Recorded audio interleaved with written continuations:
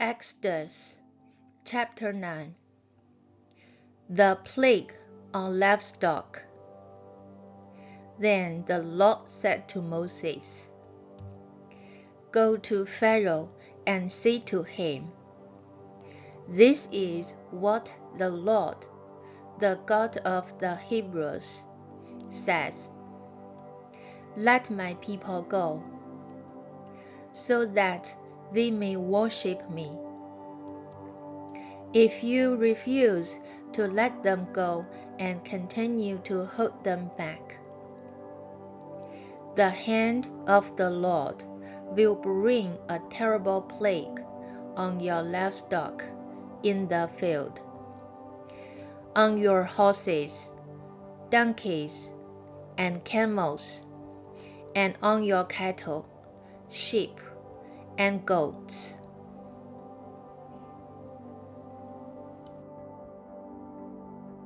But the Lord will make a distinction between the livestock of Israel and that of Egypt,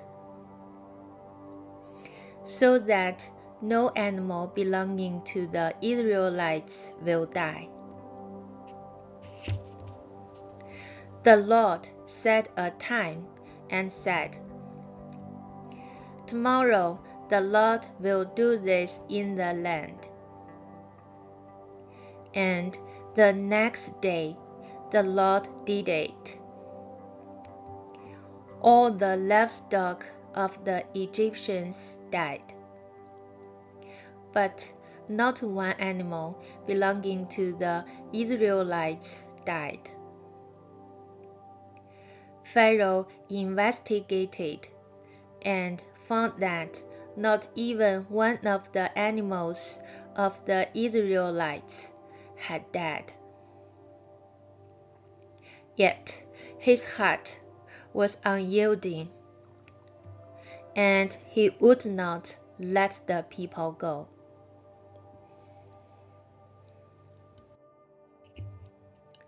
The plague of boils. Then the Lord said to Moses and Aaron, Take handful of soot from a furnace, and have Moses toss it into the air in the presence of Pharaoh. It will become fine dust over the whole land of Egypt,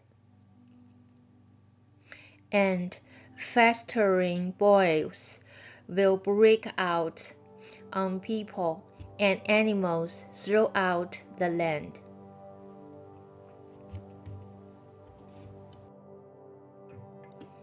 So they took soot from a furnace and stood before Pharaoh. Moses tossed it into the air, and festering boils broke out on people and animals.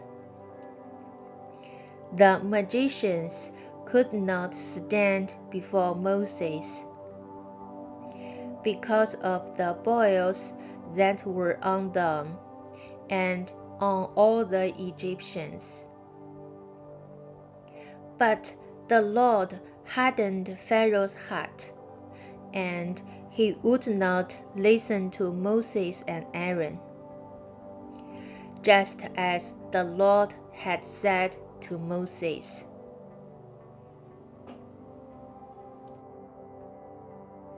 The plague of hail. Then the Lord said to Moses, Get up early in the morning, confront Pharaoh and say to him, This is what the Lord, the God of the Hebrews, says, Let my people go, so that they may worship me. All this time I will send the full force of my plagues against you and against your officials and your people. so you may know that there is no one like me in all the earth.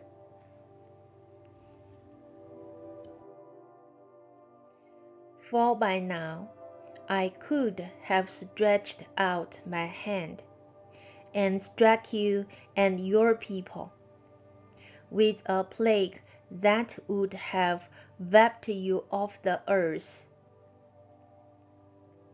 But I have raised you up for this very purpose, that I might show you my power, and that my name might be proclaimed in all the earth. You still set yourself against my people, and will not let them go. Therefore, all this time tomorrow, I will send the worst hailstorm that has ever fallen on Egypt, from the day it was founded till now.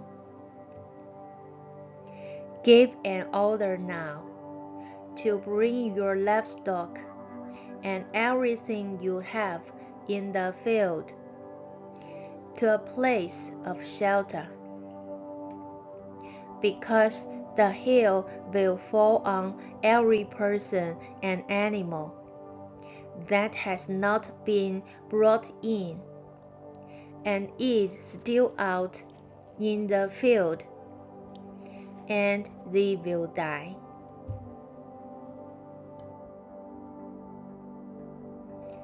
Those officials of Pharaoh who feared the word of the Lord hurried to bring their slaves and their livestock inside.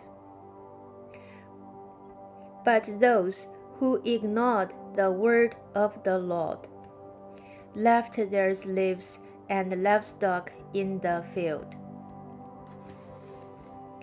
Then the Lord said to Moses, "Stretch out your hand toward the sky, so that hail will fall all over Egypt, on people and animals, and on everything growing in the fields of Egypt."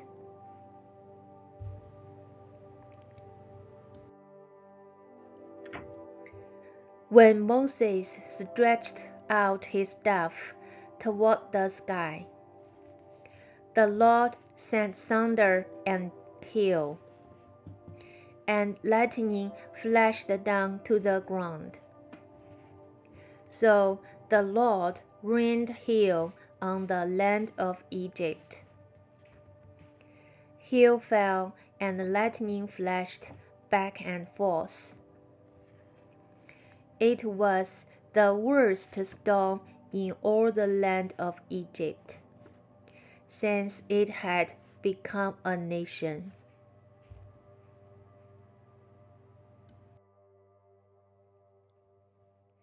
Throughout Egypt, hail struck everything in the fields, both people and animals.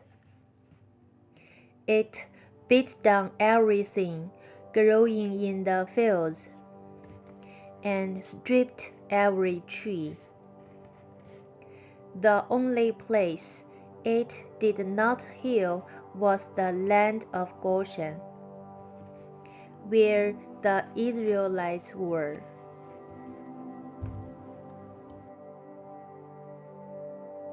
Then Pharaoh summoned Moses and Aaron.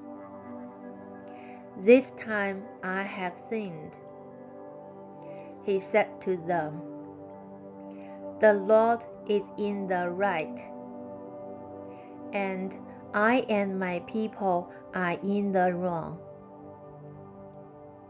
Pray to the Lord, for we have had enough thunder and hail. I will let you go. You don't have to stay any longer.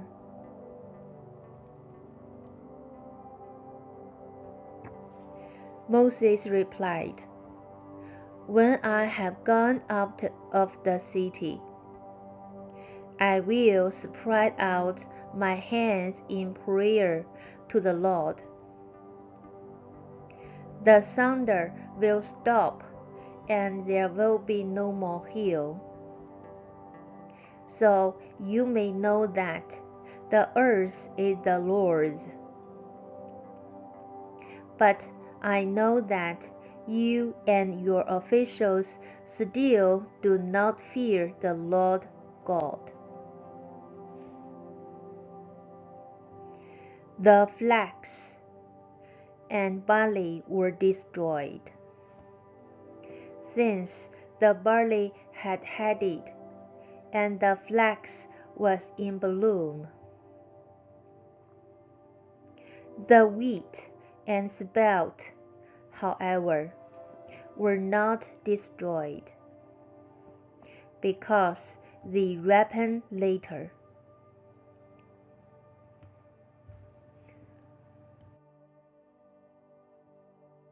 Then Moses left Pharaoh and went out of the city. He spread out his hands toward the Lord.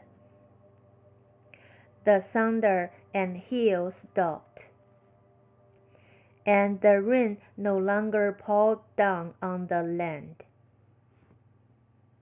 When Pharaoh saw that the rain and hail and thunder had stopped, he sinned again. He and his officials hardened their hearts. So Pharaoh's heart was hard, and he would not let the Israelites go, just as the Lord had said through Moses.